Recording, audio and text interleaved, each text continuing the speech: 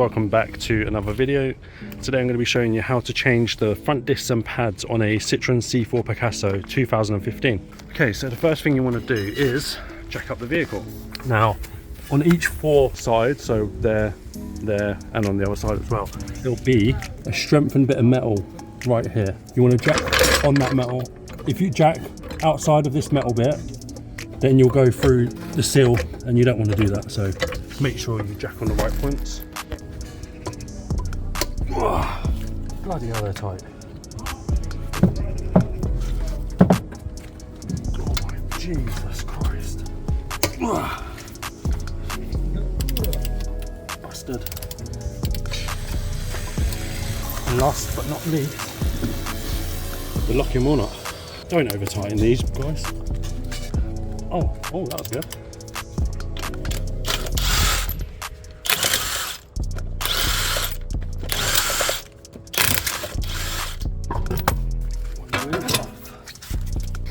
As always, safety first. Make sure you place an axle stand on a solid piece of metal. What we're going to need to do is to pop the bonnet, open the brake fluid reservoir so that when we push the piston back in on the caliper, the fluid level can rise and we haven't got a pressurized system. We've got an Allen key bit, that's a 7. What I'm doing is I'm just loosening the carrier bolts, one at the bottom and one at the top. Just take that one out and the top one. I think that's out enough. And when you've unscrewed it all the way, just get a little screwdriver and just push it out because it's a little bit stiff. So you just want to be able to release that so that you can take the caliper off. Same for the top as well. Just give that a little push. And now you should be able to take the brake caliper off. You just have to wiggle and pry and cry. Sorry for the noise again. Before that, we do need to take this retaining clip off. So just break these free.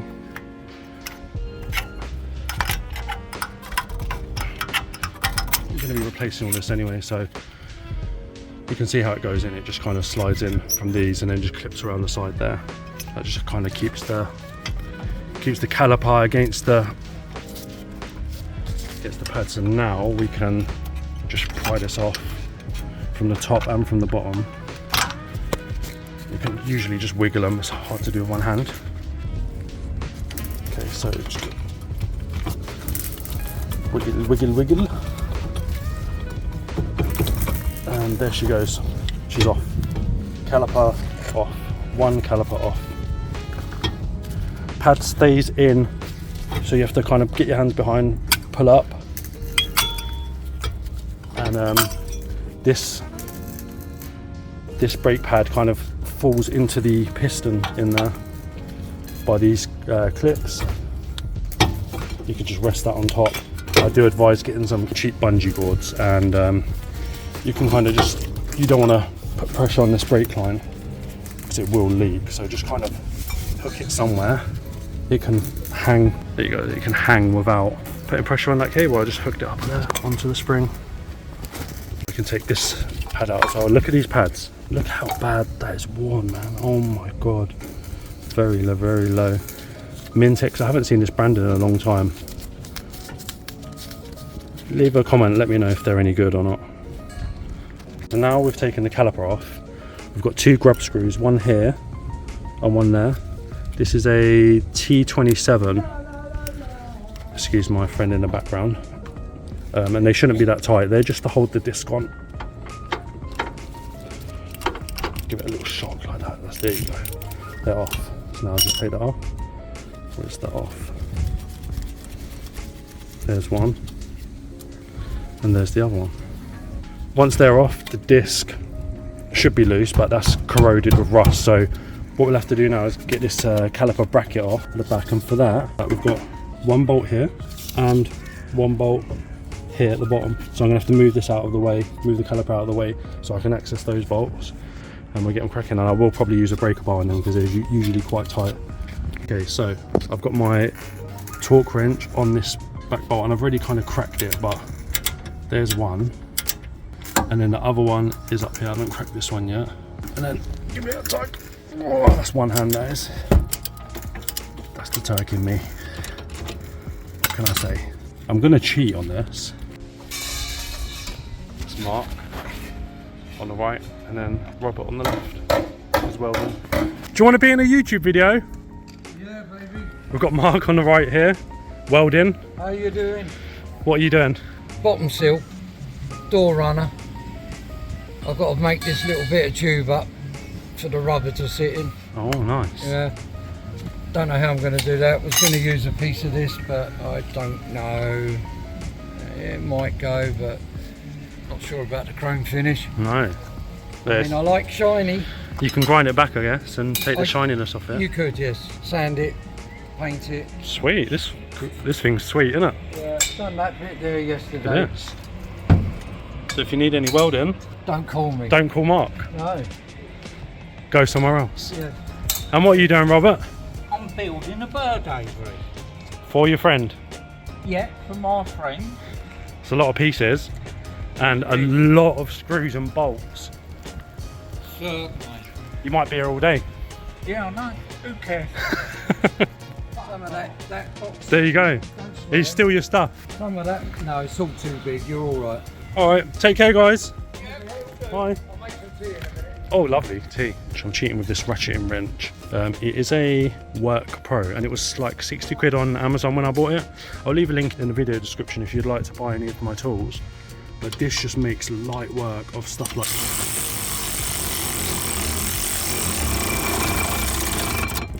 that's tight. So it's very likely got lock thread on there, so what's this off? I think if that was a snap-on or something, or Milwaukee, that would come off easy, but to be honest it still does a very good job. So yeah, there's one that's started dropping. I'm not going to catch it, but there she goes. One bracket off. Get the bolt out. And you can see the back of the disc.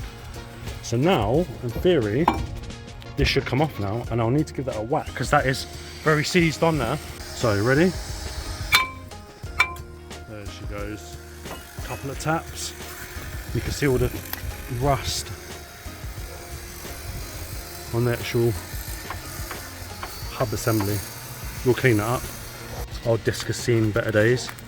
It's not terrible. Many people do this. These go into the back of the caliper here to tighten and pull the caliper up against the bracket. And what I'm going to do is I'll show you a little hack. I'm going to actually get this bolt in my drill right here, tighten it up, and I'm going to get a tiny bit of sandpaper, and I'm just going to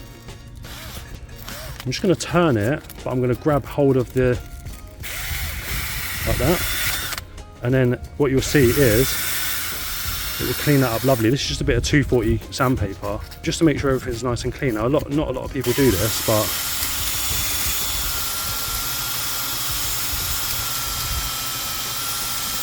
look at that. That is one shiny, what do you call it? A bolt, a screw? I don't know. Leave the technical term below. Sorry for the noise. And the same with this one, look.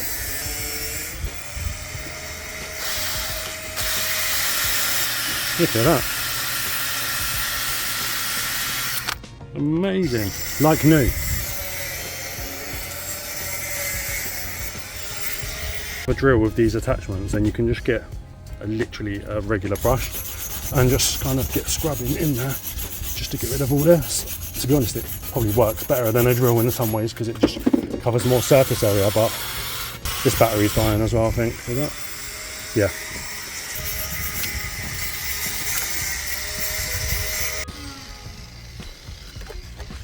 Also want to clean this bracket here, so we want to clean where the brake pads slide in and out.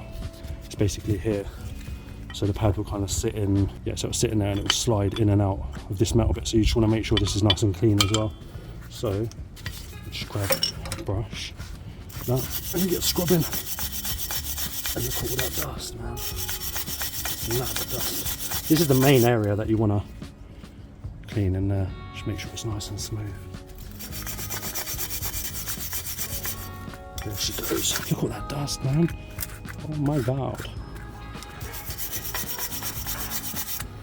Now obviously this does make the job longer, but you're doing a proper job, do you know what I mean? Like some cowboy mechanics that just throw it all together and then the customer gets issues down the line.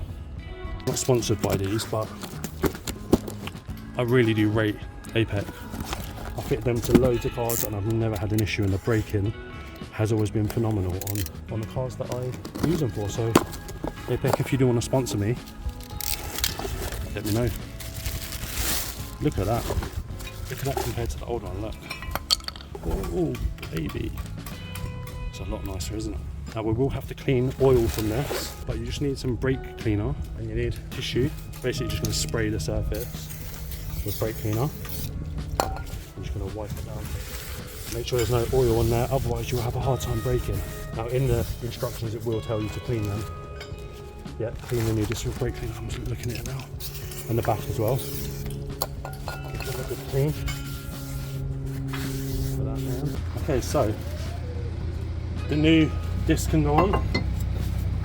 How you doing, guys? You alright? Yeah? Yes, so we're just doing the disc and pads on this Citroen, but I just thought I'd show the people where I am and what I'm doing. Just filming on my phone, so sorry for the shit quality, but... Okay, so we need to line up the grub screw holes, get these in there. That just keeps the disc from falling off. They're not actually that important. They stop the disc from falling off whilst you're working on it like that. So you just need to get this one in. Make sure obviously all the holes line up so that you can get the wheel back on as well. That one's done. And as you can see, like, it holds this nicely. And there's another one down here as well. And I'm only doing these hand tight. If you over tighten these, I've had it before where they've been torqued up or tightened up too much and I've had to drill them out and it's an absolute nightmare. But just like that, that's perfect. So now we need to get the caliper bracket on. So we just line this up so these are facing like that, and we slide this in the back and then get the bolts. That's one in, I can feel it going in nicely. And then let's get the bottom one as well. Perfect there, man. Great. Okay, I'm just going to whiz them up with my trusty ratcheting wrench. That's one. And that's the other. And what I'm going to do is just get a long bar on there. Don't want to over tighten them, but just tight. Already had a little bit of lock thread on it. You don't have to put that, but any part where there's vibration, it's worth putting it because it stops the bolt from vibrating loose, basically. So that's done. Now what we need to do is we need to wind back this piston here, right here. We need to push that back so that we can get the new pads in here, because obviously as the pads wear, this piston pushes out to push against the pads. So where the new pads are a lot thicker, we won't have enough space to put this in there. So what I'm going to do is I'm going to get a tool in here and I'll show you the tool as well. So this is the kit that you're going to need to wind back the piston. And on the fronts on most cars, they push back, so that will just push straight back. On the rears on most cars, they'll wind back, so it's a different story. So what I'm going to do is I'm going to set this up. So you just slide that through there like that. Grab any kind of disc bit that will fit onto this in there, like it slides in there lovely. Get this to the back, and this is why we take the brake fluid reservoir off. Now I've got the right hand turn one on here, so once I screw this up enough, it'll be sweet. There we go. So what I'm doing now, as you can see, I'm just pushing the piston back, and that's going in lovely. So that means that the piston is not seized. There's no resistance, nothing. That's actually very smooth. So that's a good thing. We just slide that back all the way until it bottoms out. So when pushing this back, like I say, the fluid level will rise, and that's definitely risen already. Now what people do is they look at their brake fluid and they're like, oh my god, it's low, I need to top it up. But the reason it's low is because when your brake pads wear thin, like these, the piston pushes out further because it has to, obviously, to grab a hold of the back of the pad. And that, remember, this is a sealed system, so when the piston pushes against the pad, the brake fluid level drops. So you don't actually ever need to top up your brake fluid. The only reason you'll ever need to do that is if you have a leak. So let's say you have a brake pipe that's corroded and broken, then you'll need to, sort that out and obviously put the right fluid in. Thank you so much. No problem. Look at that, thank you very much. So I was just explaining why you should never put too much brake fluid in there. Not when you're doing the brakes, no, because it comes Because back it's out. sealed, yeah. It So comes people, back I'm out, saying yeah. that people, the brake pads wear, Yeah. the brake fluid level drops, and then people think, oh shit, I need to put more brake Yes. fluid in, but it's only because the brake pads are wore out. worn. So once you put the new pads and you push the piston back in, And all this this fills, fills up again. So it's Yeah. like magic, isn't it? It's common easy, isn't it? Easy peasy. Sorry to stop you guys, but basically the customer on this car was complaining that there was some play in the steering and there was some knocking noises. So I've gone ahead and just taken the track rod end out, and look at this. It's floppy, it's not sealed properly, so that rubber should not have a big gap in it, I don't think. It should have some kind of seal in it. Maybe it's broken off or something, but yeah, that's definitely worn. So at some point we'll have to change this as well. Maybe that'll be another video, and I'm sure it'll be the same on the other side as well.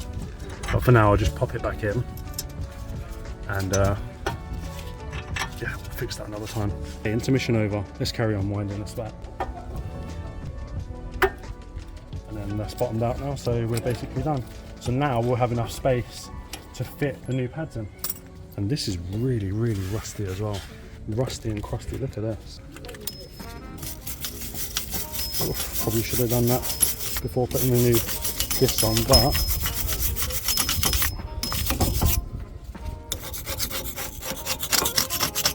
we'll sort that out, no problem.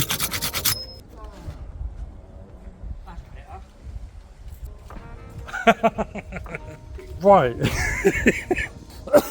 Excuse me. Look at the difference in the pads. That's what a new pad looks like. That's what the old ones look like. Remember that these went into the piston, right? So the curved bit here goes into the curved bit there like that. And you push in. Solid push. There you go. That's one side done. Now the other side will kind of just sit in there like that, and then the disc goes in between them. Now, in order to stop these from making any noises or whatever, I add a tiny bit of silicone lubricant to these end bits, and it just stops them from binding. And also, you don't have to do this, and actually I think some people say that you shouldn't because it attracts dirt. But anyway, I'll just put a touch, you know, just at the ends like I am now, so that metal on metal does not make any noises or anything, and it slides in and out of there. Lovely. Now we grab this and we maneuver it like that. Kind of that groove there goes in there like that, and the same with the bottom, and then just push it on like that. Push it on, and this is where your trusty little, do you call them guide pins? Sorry for the noise. Push them in. One at the top should go in quite easy. There you go. And then one at the bottom. That's what I was saying about the Allen key bit. Look, Allen key in there. Right, so that's in, and now we just need to tighten them up. Make sure you push it in enough, otherwise you'll be turning for ages. But that is actually going in now. I'll show you guys.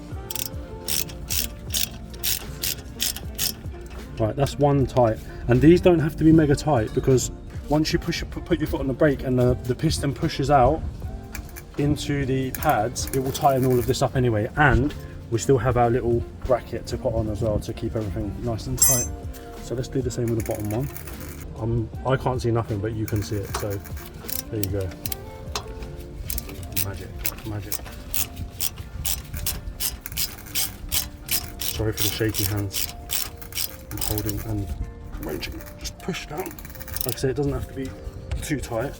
If you want it to be anal, you could torque these, like I say, but I've done enough of these that I know over tight or tight, too tight.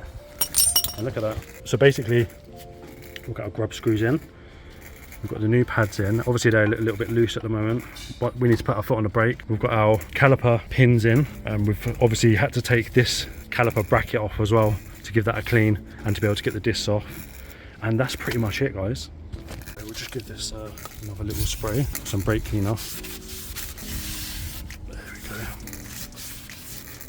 go. Lovely jubbly. Right, now time to get this bracket on. Actually, so yeah, once you've got the top in, give it a tap with a hammer. It's in there nicely. Make sure it's not coming out. And like I said, look, that just holds everything tight, so it's not loose anymore. So now what I'm going to do is go and put my foot on the brakes. So the brakes grab. That's grabbed nicely. Everything's all done. Everything's all tightened up. Remove my bungee cable. These are handy. You can buy these anywhere, pound stretchers, whatever, for a few pounds. And that, my friends, is how you change the discs and pads on a Citroen C4 Picasso. But like I say, this works on 90% of vehicles. For the fronts anyway, it is that easy. If you like these kind of videos, then please like, share, comment, subscribe as well. That really helped me out. Share this video with your friends and family. Oh no, got black nose.